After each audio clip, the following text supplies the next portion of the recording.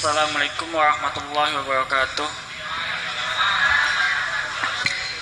Ya, nama saya Kayan Manggala. Saya dari Kenanga. Buya, kula izin bertanya. Jubah kesombongan itu adalah jubahnya Allah ya, Buya. Dan mungkin kita sebagai manusia biasa itu kan sulit, Buya, untuk melepaskan jubah kesombongan itu. Itik-itik kita udah berbangga diri, sombong, padahal kita nggak bisa apa-apa, tapi kita sudah sombong. Saya pernah ya belajar tarekat tuh ya, bahwa di latifah, setiap tubuh kita tuh ada latifah, ada 7 latifah, dan mungkin latifah itu katanya ada titik latifah yang situ adalah pusat kesombongan kita. Dan ketika titik latifah itu sudah adalah kita sudah lafaz Allah itu kan Allah terus kan, katanya insya Allah kesombongan itu akan menjadi rendah hati, sifat rendah hati, sifat kebalikannya, sifat itunya. Mohon penjelasannya. Assalamualaikum warahmatullahi wabarakatuh. Ini punya Pak Hidin nggak ada yang paham ya? Ada yang paham ya? Oke, saya yang paham. Jadi begini, sudah lagi aja lah. Jangan pernah mengatakan bahwa sulit kita untuk mengatasi kesombongan. Percaya atau tidak bahwa kadar kesombongan ada pada setiap orang. Ya, semua orang pasti ada sombongnya. Hanya tingkat kadarannya itu bahwa sombong, marah, sedih, kecewa, mengkel, dendam, ketuon, ragu-ragu, bimbang, dan semua ini banyak ratusan. Itu formasinya adalah presentasinya. Sombong itu jangan lebih dari 2,5%. Ya. Sebab bagaimanapun tanpa kesombongan kita mungkin tidak bisa terdorong untuk bersaing dalam hidup ini. Percaya nggak? Masa kalah? Ya dong. Kalau nggak ada itu kita tidak bisa bersaing hidup dong.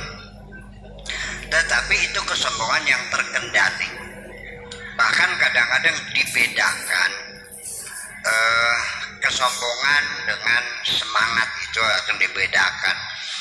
Antara hasud dengan ribtah itu juga dibedakan. Itu jadi daripada kita menggunakan latifah yang nanti kepada paham semuanya, segini aja lah. Jadi maksudnya begini, kita punya nafsu. Allah tidak menyuruh kita menumpas nafsu, tidak. Kalau tidak ada nafsu, percaya, mangsa enakah ngemek pupune rapi, terjamin kenyenyes. Iya, mangan sate nggak ada rasanya, nggak ada nafsunya kok. Tetapi kan di situ tugas kita mengendalikan nafsu. Marah juga sama, mengendalikan marah. Sombong juga sama, mengendalikan sombong. Begini maksud saya. Begitu muncul kesombongan dengan kesadaran kita, aja sombong. Di majeng surga sana. Iya, sakit mana? Kok nongol manis? Sama seperti begini. Jadi kalau sudah kita perlawanan yang terus menerus, bukan menghilangkan. Seperti kita umpamanya sholat khusyuk, tumaninah maksud saya. Saya ini gimana sholat nggak pernah khusyuk. Begitu Allahu Akbar dengan utang, ya wes. Allahu Akbar. Nah makanya kita bagaimana mengkondisikan supaya sholat kita bisa tumaninah. Ibu-ibu terutama ini penyakitnya nih, kepengen ngodok air, tapi juga waktunya sholat. Kira-kira selesai sholat airnya matang. Jadi nyalakan kompor dulu, pasang ketel, digodok, ditinggal sholat. Kira-kira sholat selesai, air matang. Apa yang terjadi dalam sholat dan mikirin?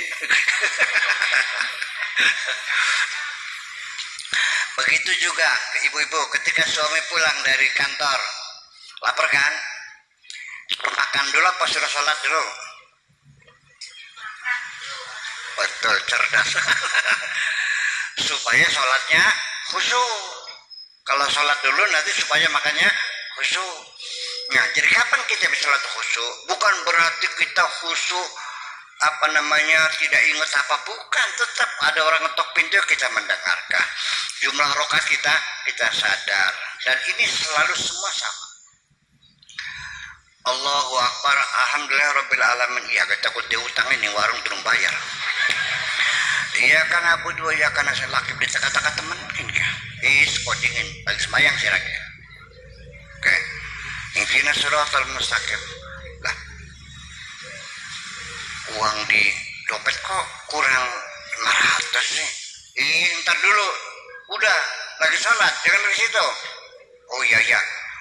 Intinya suratul mustaqim. Waladhdallin, amin. Teng 1, teng lor, bertemu 3 jam dingin gitu. Jam yakin dia 10. Jangan hitung jam lagi sembahyang.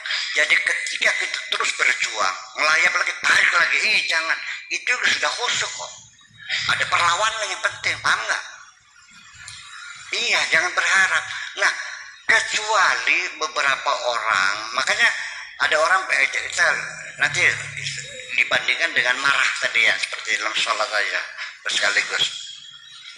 Nabi Muhammad pernah memberikan sayembara siapa yang sholatnya khusyuk dapat sorban. Ya, pernah dengar kan?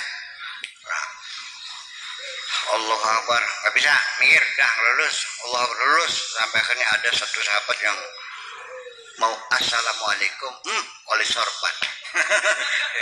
Mana sorbannya? Nggak bisa. Kenapa? Kamu sebelum salam ingat sorban kan? Iya, nggak ada. Semuanya begitu. Itu Nabi menyaksikan sendiri. Nah, ternyata yang lulus apa? Sayyidina Ali karramallahu wajh.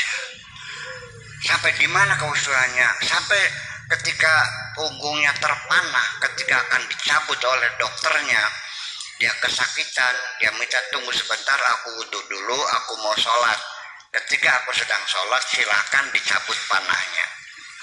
Ketika dia sedang sholat, panah dicabut, selesai sholat, Ali bertanya, sudah dicabut belum? Sudah.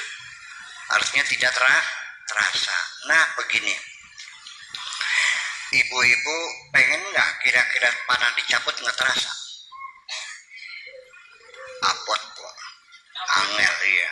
Wis digigit nyamuk nggak terasa, bisa nggak? Pengen bisa nggak sholat? Nah, kan ringan, kan paling gatel kan? Iya. Itu juga sulit. Pasti terasa, betul nggak? Hanya caranya kalau gatel ditempelkan tangannya di garuk-garuk begitu. Paham nggak? Supaya jangan bukan gerakan yang banyak, lebih 3 kali bisa batal. Saya bisa dikerubut nyamuk nggak terasa. Dulu waktu pacaran di bawah kerso. Pulang-pulang bentol semua nih, masya Allah. Nah, berarti rahasianya orang yang bisa khusyuk itu ketika cintamu sudah hebat kepada Allah.